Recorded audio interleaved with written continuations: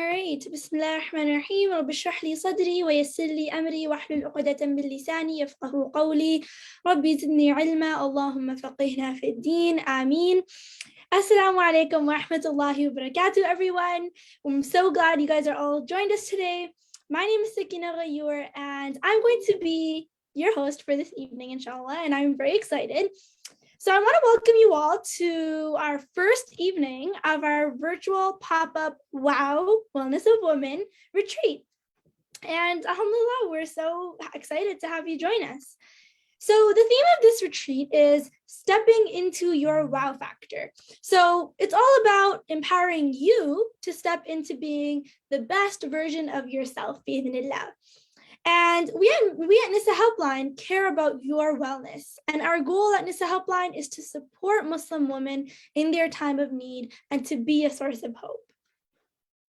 And along with the essential hotline service, which is available to women 7 days a week for 10 hours a day, 365 days of the year, and toll-free, alhamdulillah, we at Nisa Helpline also want to provide essential programming and opportunities for our sisters to come together, to promote each other's well-being.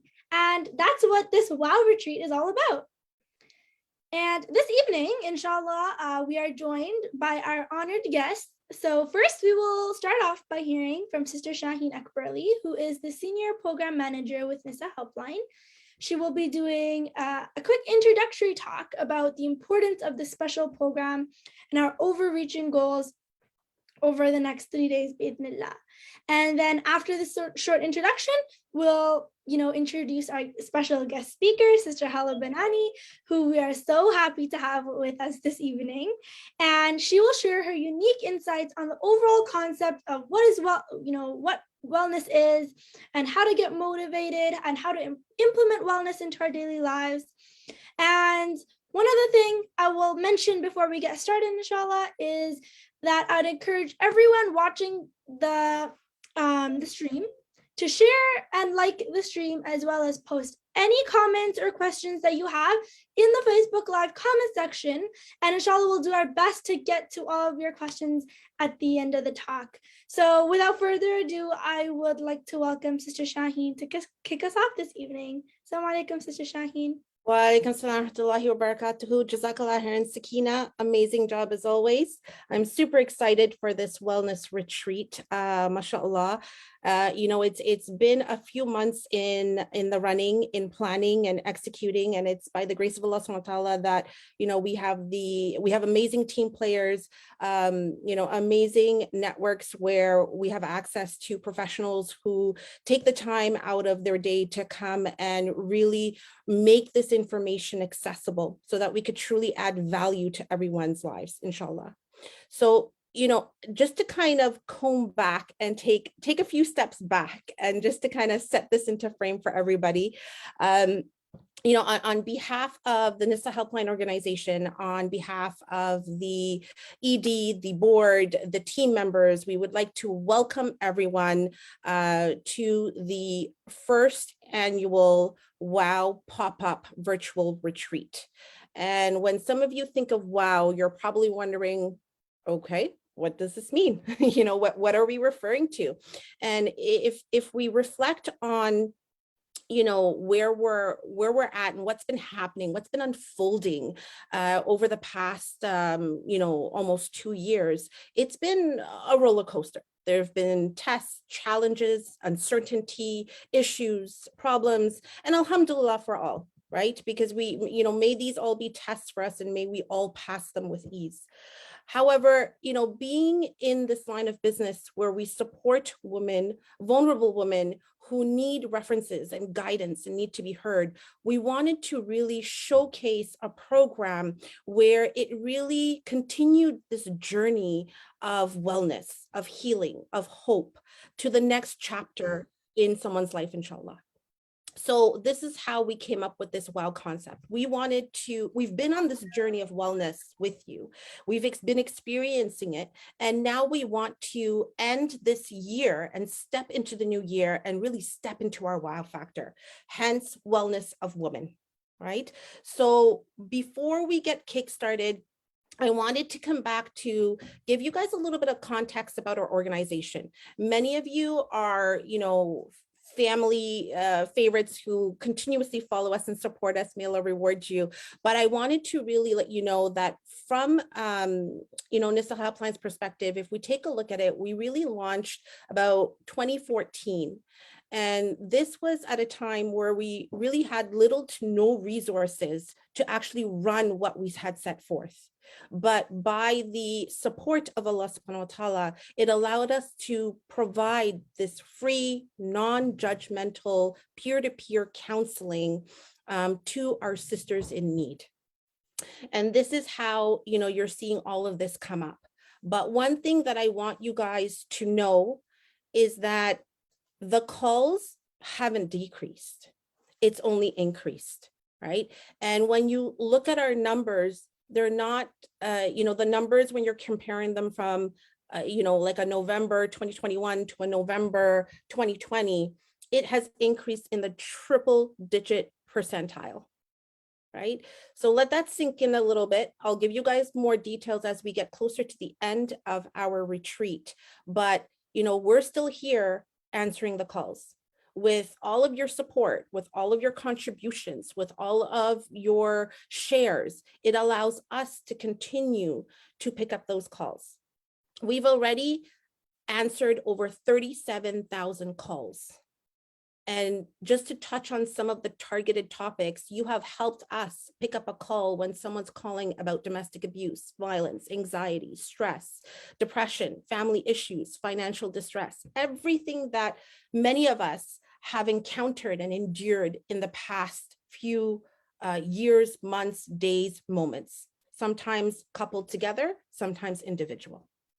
So we're here to continue to provide that support beyond the call. We listen, we provide resources, and now we're stepping more into beyond that call. We want to provide you with more extensive programming. We want to provide you with education and knowledge and tools. So this is why this has come up today to host this pop-up virtual retreat that focuses on wellness of women. Right? We wanted to ensure that we're helping people and we are providing them with the necessary resources and tools and tips that they need in order to tackle the challenges head on that they're having to entertain on a day-to-day basis. It's hard, but when you are reminded to take care of yourself, to invest in your self-care, then it really helps you to take care of others around you, inshallah, right? So I will also mention that, we do have our end of year campaign that's being run right now. You've probably seen it in the past as well, but it's the Fill Her Cup with Hope campaign. So for every contribution that you're making, we can, pick up the call and not miss it. Right? And we can continue to ignite that hope that the sisters are looking for so that they can step into their own wow factor. So with that said, let's take this journey over the course of the next 3 days to really focus on our wellness, to take care of ourselves first, and then to continue to support others widely. So I look to you guys to really, consider Nisa Helpline when it's coming to your end of year contribution. We can still issue a tax receipt for you as long as it's $20 and over, but that gives you that opportunity to really kind of help lift the community of Muslim women who are struggling, who are having issues, who need the help, who need the support. The calls keep on ringing and we'll keep on answering them, inshallah. So with that said, I'm going to turn it back to Sakina so that she can continue to do her introductions. Right, Jazakallah khair. I really love that, when you mentioned about how, only once we, first start, focusing on our own well-being and our own health and wellness, that we can, support others. And I think that's so, so important. And that's why this WOW retreat is an amazing opportunity for all of us, alhamdulillah. So thank you, Sister Shaheen, for that amazing introduction. And, may Allah subhanahu wa ta'ala make us successful and in these next few days, Ameen. And I would like to now share a little bit about Sister Haleh. Mashallah, tabarakallah, she has an extensive and impressive background. So so Sister Haleh is a faith-based life coach, a marriage counselor, a parent educator, personal development expert, and TV host. She has committed her 20-year professional career to serve our community by saving hundreds of marriages and helping people all around the world overcome their challenges and transform them into the most amazing version of themselves, alhamdulillah, through her online sessions, TV shows, online programming, and articles. And in her practice, she has gained a reputation of achieving amazing results by using fast and effective methods that restore healthy relationships, save marriages, build strong families, heal emotions, and rebuild self-esteem. MashaAllah, we are so blessed to have such a great expert to usher us into this retreat. So please join me in welcoming Sister Haleh. Assalamu alaikum. Wa alaikum assalam wa rahmatullahi wa barakatuh. Jazakallah khairan. And wow to this conference, wow to this retreat, and wow to this concept of really trying to fill the cups of women. This is an amazing effort that you all are doing. And I'm excited to be kicking off this 3-day retreat on wellness of women, which is my area of expertise. And I love it. I love to fill people's cups up, and it's so important. So what is wellness? We have to see what is the wellness, and it is composed of several aspects. I'm going to touch up on several aspects of it. The emotional aspect, right? So emotional health, there's spiritual health, and then there's physical. So I'm going to touch on these 3 aspects, and it's about taking care of yourself in order to not just survive. Sisters, we don't want to just survive. We want to thrive, right? Do you hear me? Do you feel me? On how we are not just in survival mode. We want to really thrive. And that is really critical for us. First, we're going to talk about emotionally, right? So emotionally, how can we thrive? What is the wow factor that we need to develop? So it's about having emotional intelligence. How many of you have experienced moments when you're like, oh my God, I wish I didn't say that. Oh my God, what was I thinking? And you have a lot of different moments where you may damage your relationship, you may damage your reputation just because you're not as aware of your reactions or the way you behave. So emotional intelligence is knowing the ability to understand and manage your emotions and being able to understand the people around you as well. So those individuals who have high EQ, emotional quotient, they know what they're feeling. They know how to respond. They're good negotiators. They're very persuasive, and it really impacts our relationship. So what I want us to reflect on is, what is this emotional intelligence like, and how can we develop it? First, you have to be more self-aware, right? You have to know yourself. Many people, what I notice, I've had the privilege, mashallah, tabarakallah, to work with thousands of people over the past 24 years. And what I see is that this is a very common trend where people just feel that there is like a leaf in the wind. You know, the emotions come, they go, they don't know what is happening to them.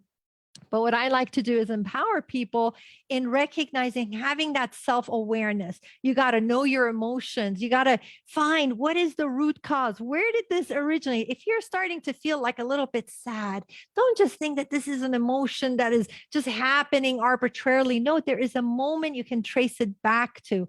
When you know what the reasons are, then you can tackle it. You got to know your triggers, right? There are some people, they get really easily triggered, and you have to deactivate those triggers, because if you have triggers, it's kind of like handing a remote control, your remote control, to another person.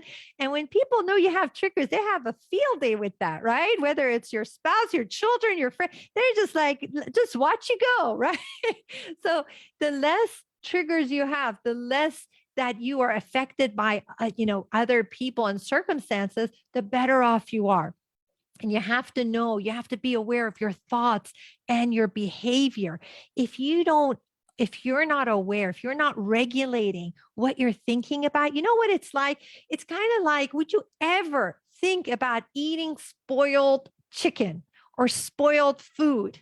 Right? You get disgusted. I see it on your faces. You're like, I would never do that. Right? But what do we consume on a daily basis? 600 words a minute. We are talking to ourselves. 85% of what we say is negative. Negative. So it's kind of like eating just spoiled food. And what happens when you eat spoiled food? You get sick. And that's what happens to people when you spend your day thinking about, oh, I'm not pretty enough. I'm not smart enough. I can't do this. Life is so sorry. Oh, I hate this. I hate that. What happens is that you end up getting sick emotionally, right? You feel depressed. You feel anxious. You feel hopeless. And that's not going to serve us. So having the awareness of our thoughts, and those thoughts, we have to be aware of our behavior, because the thoughts lead to emotions, the emotions lead to action. Okay, so that's the first aspect of emotional intelligence.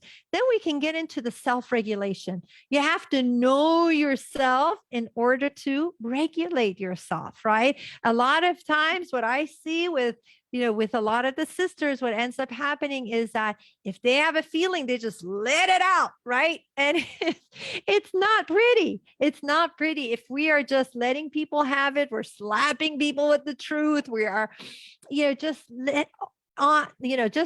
letting people have it in many different ways. Then what ends up happening is that we damage our relationships, we damage our reputation. So we need to be aware. We need to know how to think about what we're going to say, and think before we speak and think before we act. How many problems do you think would be avoided if we simply did that?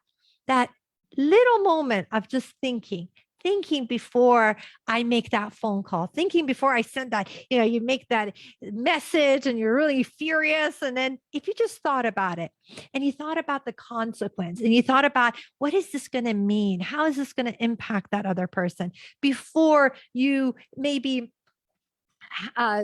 belittle your spouse, before you yell and name, have some name calling to your children. If you just paused and thought about the consequences, the long-term impact, that would get you to just really stop doing a lot of these impulsive behaviors, right? So we need to think before we speak, think before we act, think about the consequences, and what would your ideal self do?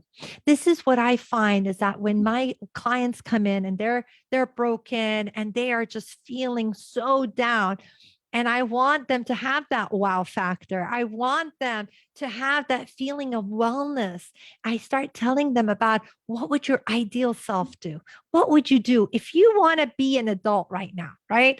We are all adulting, right? Now, some people are better at it than others, right? And I had one client, she came to the session and she said, adulting. It said adulting, and it was like the stars, right? The 5 stars, and it had only 1 star. It's like, I don't recommend it. Right? But I highly recommend adulting, everybody. And what is adulting? It's about doing what you need to do, whether you feel like it or not, right? We were so accustomed to having our parents telling us when to sleep, what to eat, when to study, right?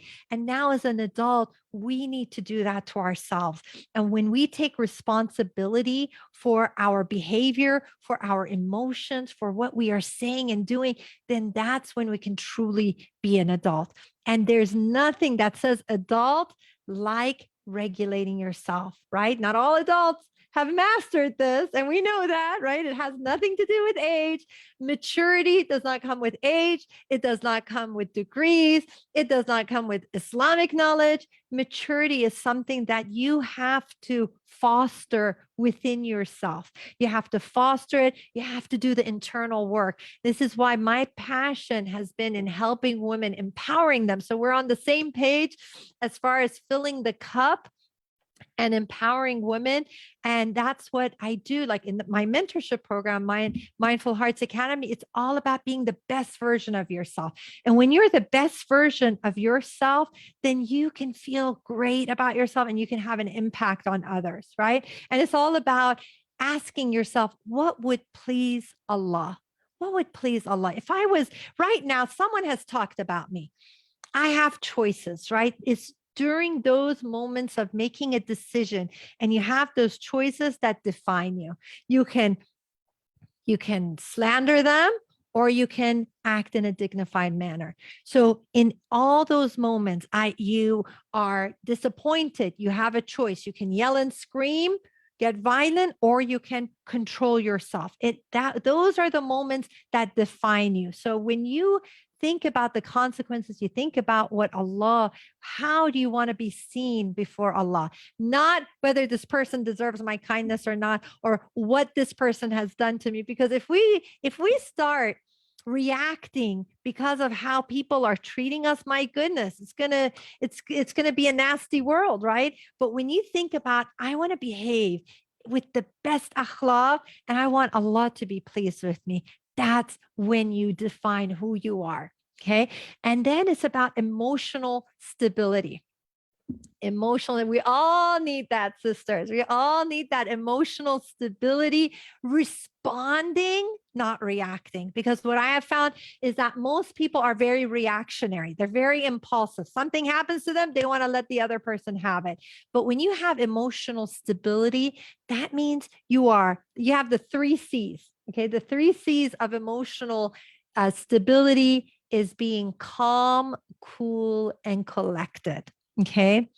You don't get too excited when things are going amazing and you don't get too down, right? Why not too excited? Because I know I had some friends and some clients who planned out their Umrah trip, right? They were so fired up. They're going. It's a family retreat. We're going to have an awesome time. And then what happened? Right? The third wave of COVID hit and everything got canceled. Now, for those, if they got way too excited and then there's cancellation, what is it? Then a lot of times people get very devastated, right? Oh, my trip didn't go through. Oh, my marriage didn't go through. Oh, I didn't have the baby I wanted. So then it's devastation. And then what happens is that if a person is emotionally stable, it's not about the circumstances, right? Because if a circumstance happen and you go high and low, you're going to be on a roller coaster ride, right? You get very dizzy. But when you are stable and it has nothing to do with the circumstance, you are able to maintain yourself. That is really critical. And do you know that actually that is one of the most appealing characteristics for those of you who want to be more appealing to your spouse, or you want to be more appealing so you get a spouse? Emotional stability is one of the characteristics that the opposite gender looks for. They look for that in women, right? I mean, all that femininity, all that is good. Okay, we got to take care of ourselves. And I'm going to talk about that at the end, but it's also about being emotionally stable. It's about, you know what? I know I'm going to talk to this person and they're not going to lose it, right? Whether you're a wife, whether you're a mother, whether you're a friend, if you have that emotional stability, you make people feel safe around you. And that safety creates what? Vulnerability. If I feel safe with you, I can be vulnerable with you. If I am vulnerable, that means we are more connected. I can't tell you the number of people who feel like, oh my gosh, I can't share this with my wife. She's just going to freak out. Or teens will tell me, I will never tell my parents if I'm in trouble, because they will just lose it. If we have emotional stability, if we know how to control our emotions, then people will open up to us. Our loved ones will feel safe, they'll share, and it will be amazing. Now, what happens is that we have built amazing fortresses. Let's say we have our home, and imagine we have these fortresses. Now, our dean, we have heard so many lectures, so much that we have these fortresses in our front yard of our dean, right? It's like, okay, when it comes to whether prayer or hijab or, whatever it is that is dean related, shaitan can't penetrate because we got these fortresses like, you can't touch this, right? But where does the enemy attack from? The enemy attacks from where we are not guarded, right? So if you have fortresses in the front yard, but the back door is wide open, where is the enemy going to come in through? Where is that shaitan going to come? The back door, you know which back door is open? It is your emotions, And I'm sure all of us have been guilty at one point or another of just letting our emotions get the best of us, right? And so if we don't guard it, and if we don't have fortresses in the backyard as well, and the back door is not sealed shut, the shaitan will come in. And whether that is through your getting very anxious, being very down, or maybe it is about, when we allow the PMS to take the best of us, right? How many times I have heard my clients say, I just tell my family, just watch out. Watch out. And it's something that is accepted. Now I know it's real. I know that the emotional, the hormonal, we all get a hormonal, we all are, can be affected by this, right? But it's, what do you allow? And would you allow? And this is what I pose to you. Would you accept some rats running around in your house? One rat. Would you allow that? Right? You don't accept that. So don't accept that for yourself. Don't accept that. Let's say 7 to 10 days out of the month, I'm going to go, I'm just going to let people have it. I'm going to be nasty. People are going to avoid me. I had one friend who told me her husband plans his business trips while she's on her menses. It's like, I'm getting out of here, because he said, whenever I'm in town, divorce comes up. Right? I mean, this has become in the DSM-5, this has become a way, it's become actually a disorder, right? That some people will have it in such an extreme way. And I did have a client that every time they were on their menses, they asked for divorce, right? So it's like excessive behavior. Now, what I ask you, and then what I want you to reflect on is, aren't there times when you just feel like letting someone have, but you hold back? You may want to whack someone, but you're like, you know what? Maybe that's not the best thing to do right now, right? You hold back. Or maybe you see someone who's very attractive. You hold back, right? So we have the ability within us. I want you to tap into that. Sisters, tap into that ability to hold back and try it and have that emotional stability, whether it's your menses or not, in all situations, regardless of your circumstances. Okay. Now, so that is a lot that we need to reflect on emotionally. And it's a lot of work, a lot of internal work, but I can tell you, the person who does internal work, it's like having good hygiene. Okay. When someone showers and they're fresh and they smell nice, and everyone notices when someone has good hygiene. So that is like a person who has done the internal work. When they have worked on their self-esteem, when they have worked on their emotions, then it's pleasant to be around them. And a person who has not done the internal work, it's like a person who hasn't showered for a week. That would be nasty, right? And everyone would notice it. Everyone would notice if someone hasn't, taken care of themselves. So we need to make sure that we do the internal work, because really the most beautiful thing about a mu'mina, right, is the character. And that leads us to talking about spiritually. So what is this wow factor? We talked about having good emotional stability, having emotional intelligence. This also about spiritually. Where are we spiritually now? Again, many people have mastered the rituals. Okay. They have mastered it, whether it is the prayer, whether it's the tahajjud, whether it's the adhkar, mashallah, they do not leave the janamas. Okay. Right. They are there. They're on the prayer rug. They are up all night. But then when it comes to the character, right? The character, then where is all that? Right. And we have to make sure that we remember that the Prophet ﷺ said that he came to complete our character. Right. And that is the most important thing. So when you have someone who is doing all the prayers, doing all the adhkar, doing the tahajjud, and then they act nasty to their spouse, when they, are abusive to their kids, or they're cheating their employees, then where is the fruits of all that worship? Where is the fruits, right?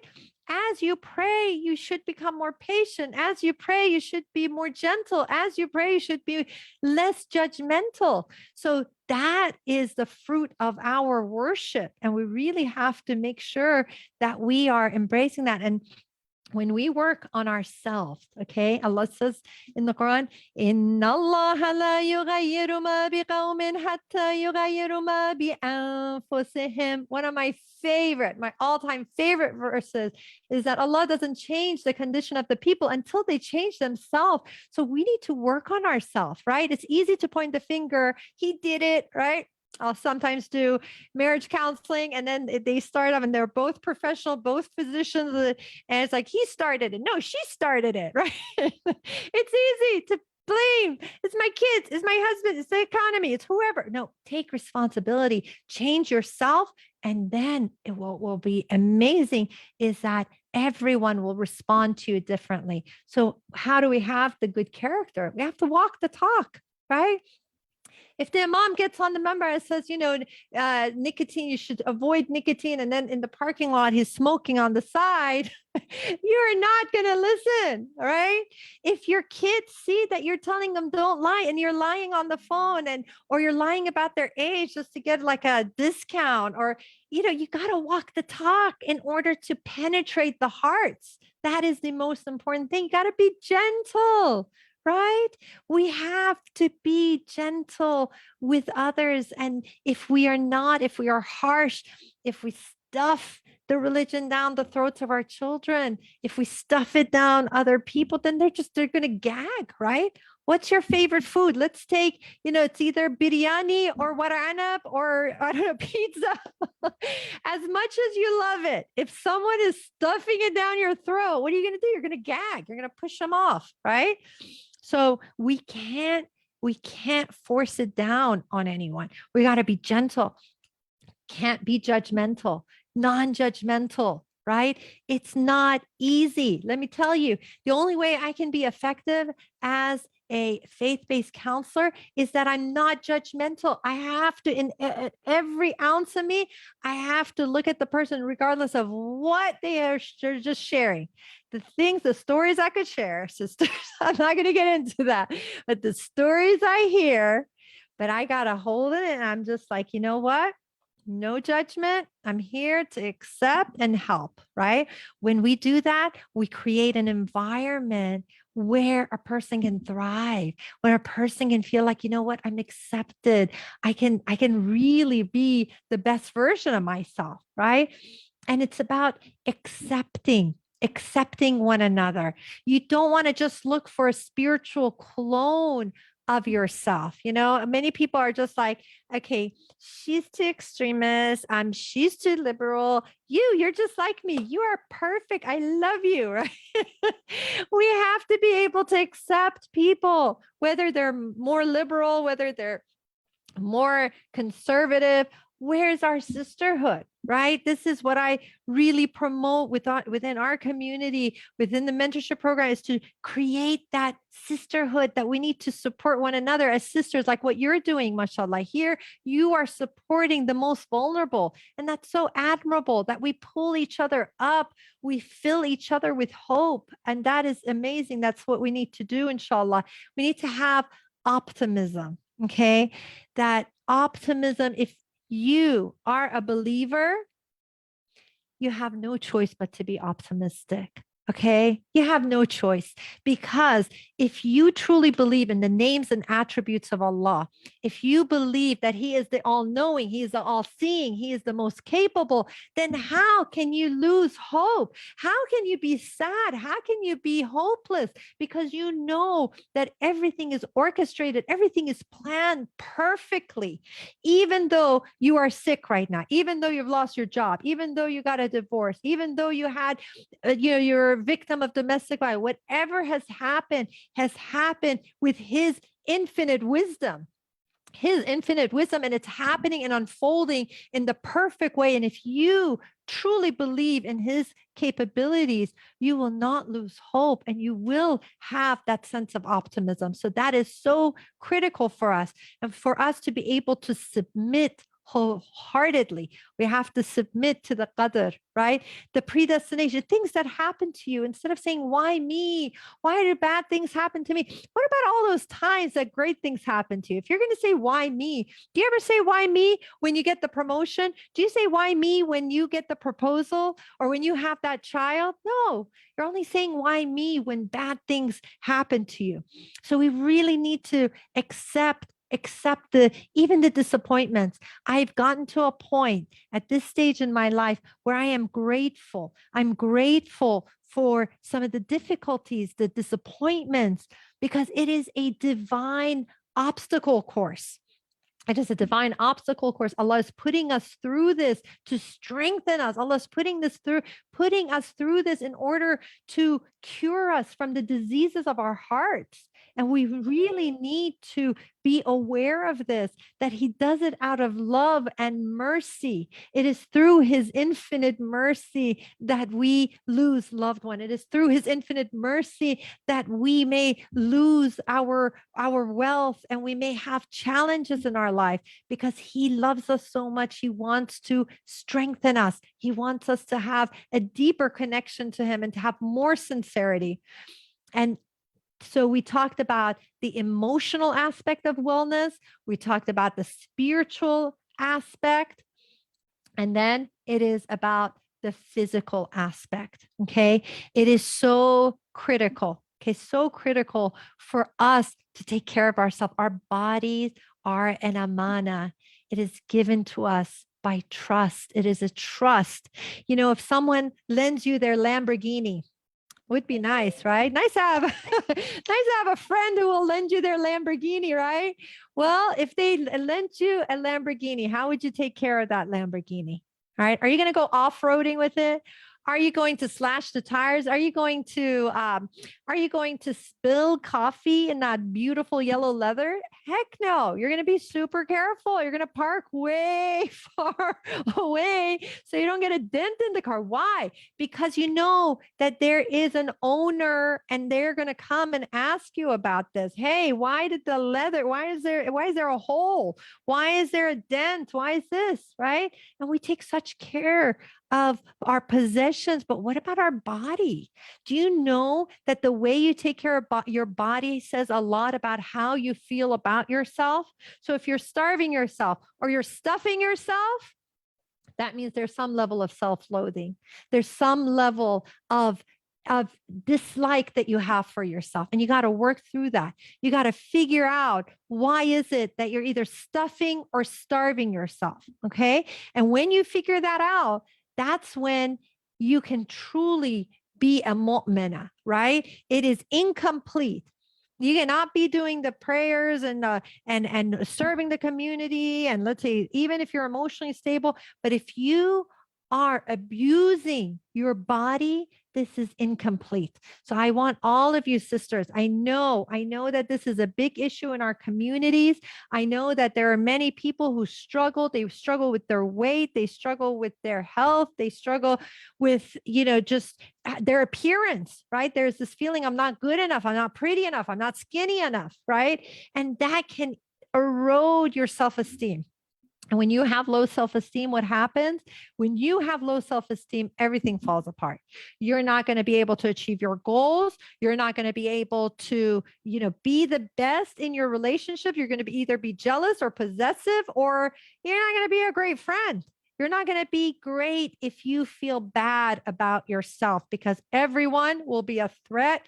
Everyone will be some level of intimidating. They will be intimidating because you don't feel good about yourself. Okay. So it is very critical, if we take this amana seriously, if we take what Allah has given us seriously, and we start eating to nourish our body, not to stuff it, but to nourish it.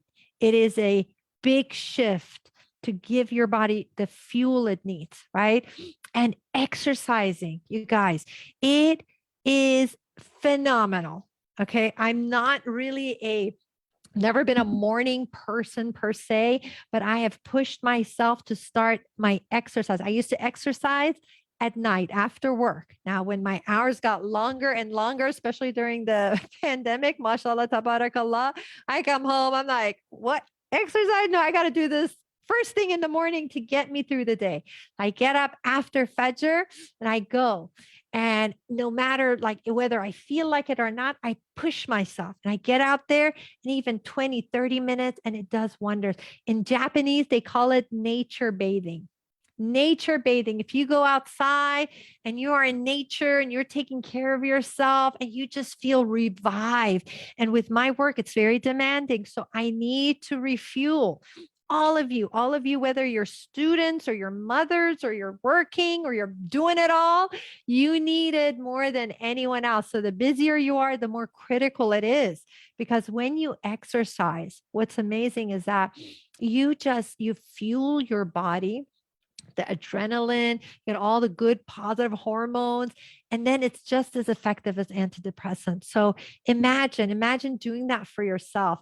And it is a gift that you give yourself, and it ties directly to your emotional state, right? So if you are going out, you are exercising, I make sure that I put myself in a good state. I put myself in a good emotional state for my husband, for my kids, for my clients, for my friends. I don't rely on things to just happen, right? I'm not just sitting there and saying, I wonder what kind of day I'm going to have. No, I'm going to make sure I'm going to be in the best state, regardless of what hits me, because God knows, Allah knows what I get hit with sometimes, whether it's in my sessions or whether it's in the community or whatever it is. It's not easy, but you know what? I put myself in that state where I can do my best to be emotionally stable, right? And what I ended off with after the nature bathing and going out is a cold shower. I know what you're thinking, that's just way too hard, but I always used to love it like molten hot lava, right? hot shower. But now I have started to it's been now almost 7 or 8 months that I've been doing cold showers in the morning.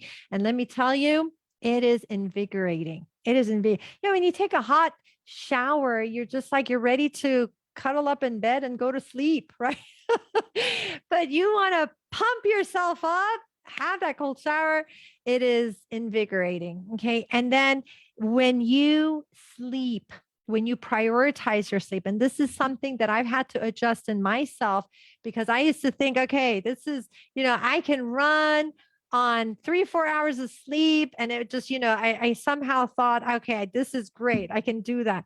But I have come to recognize that your sleep is so critical, because all the protein buildup in your brain, it's like vacuumed, right? And if you don't sleep long enough, then it's going to actually lead to Alzheimer. It's going to have a lot of long lasting negative impact if you're not sleeping long enough. So prioritize your sleep. Instead of watching that one extra hour of whatever show you watch, or, just staying up scrolling, get to sleep and try to get the rest that you need, and make sure that you have a fun factor. So we got the wow factor, right? And we've got to have the fun factor, right? I sometimes ask my clients, like, what do you do for fun? It's like, fun? What fun?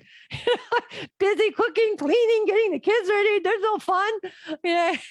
But you need the fun, really. If you stop being fun, no one's going to want to be around you. You're not going to even want to enjoy your own company, right? So make sure that you are doing things that bring you joy. You're learning, you're growing, you are contributing, because all of these things make you more interesting, right? When you are working on self growth, and this is what I have seen with our members, is like when they fill their cup, they're learning, they're growing, they're being more fun, they're being more pleasant. What ends up happening is that they improve in every area of their lives. They become better moms and better mothers, and they just feel happier, right? So I came up with a priority pyramid, right? And I lived in Egypt for about 6 years. So I had to incorporate the pyramid somehow, right? So imagine a priority pyramid, but it is like an inverted pyramid. And on top, yeah, first priority has to be Allah, right? You prioritize Allah. When that is your aim, everything else will fall into place, and you do everything to seek his pleasure. So everything that you do, whether it's work, whether it's cleaning, whether it's your parenting, whatever it is, community work, it's all for the higher purpose of pleasing Allah. Okay, then the next is self-care. It is self-care. I remember when I came out with this maybe 5 years ago, people freaked out. What do you mean? What do you mean you put yourself next? All right. And it's like, just tell me this. If someone is, let's say, if they have a mental health, maybe they're severely depressed, maybe they're sick, maybe they have just lost hope. How can they be of service to anyone else? Right. So it's not a call to selfishness. I had one client who said, "Oh, well, I followed your pyramid, your priority pyramid, and because of self-care, I just took the whole day off and I went to a spa and I said, guys, I'm not cooking." I'm like, no. That is taking it wrong. It is about, you fill your cup when you are in a good state of mind, when you are emotionally healthy, when you are mentally healthy, you are going to be able to serve better. So as to fill your cup in order to pour for others, right? And when you do it with that intention, then has so much barakat, subhanallah. Then the next level is you put your spouse. This also made people freak out. What? No, it's my children. My children need me. But if you ignore your spouse during those 18 to 20 years that you're raising your kids, your spouse is going to become a stranger to you, right? And this happens on a daily basis. I see this. So if you prioritize your spouse and you create a loving, peaceful home, what ends up happening is what? Your children will benefit.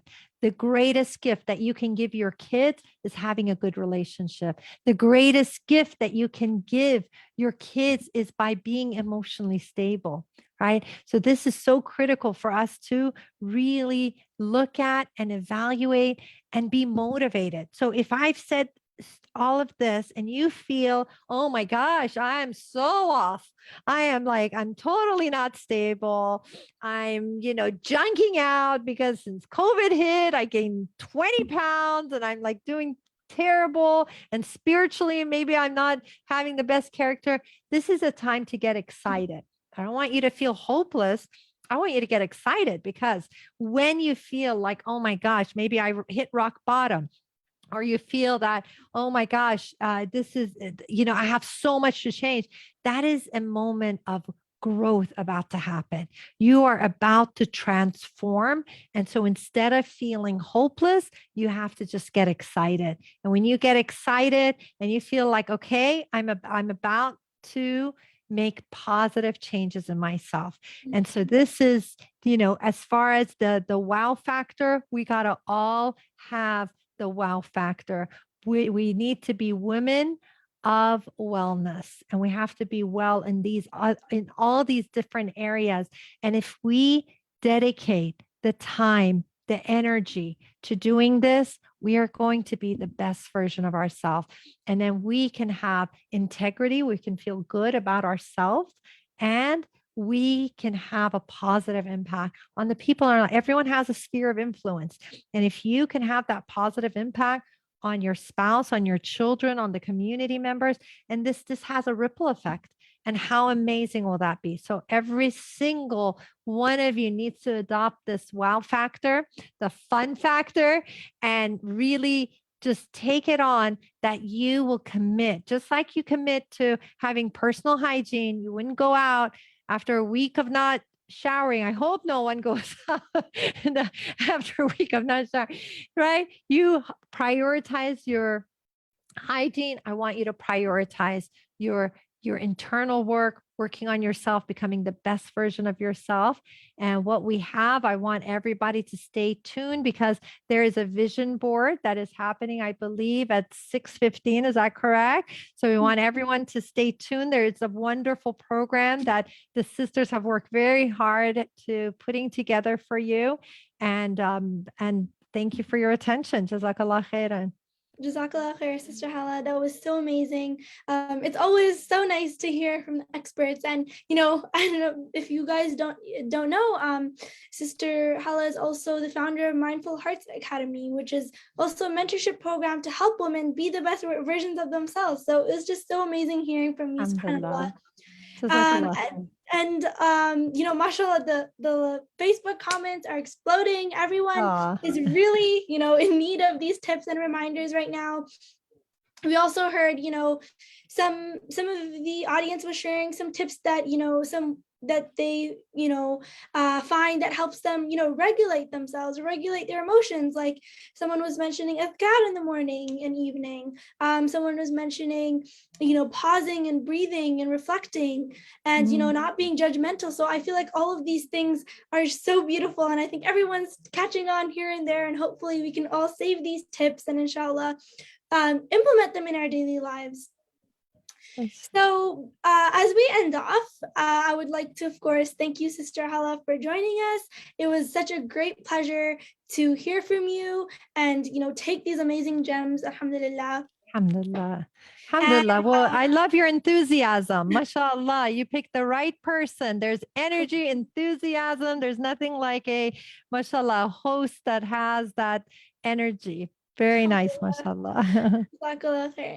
And yeah, so we're drawing to the end of our first session, and I would like to thank everyone for joining this session, and we make dua to Allah that this talk be beneficial to everyone. Ameen.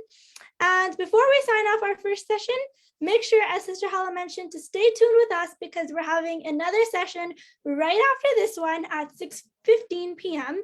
and you do not want to miss it. Inshallah, we will be hosting Sister Riz of Resilience to do a DIY vision board session. So it'll help us get inspired about our wow factor. So along with that, make sure to follow us on Facebook, Instagram, Twitter, and then you can see all the other amazing sessions that we have lined up over the next 2 days. So make sure to stay tuned. And I'm looking forward to seeing you all very shortly, inshallah. Assalamu alaikum.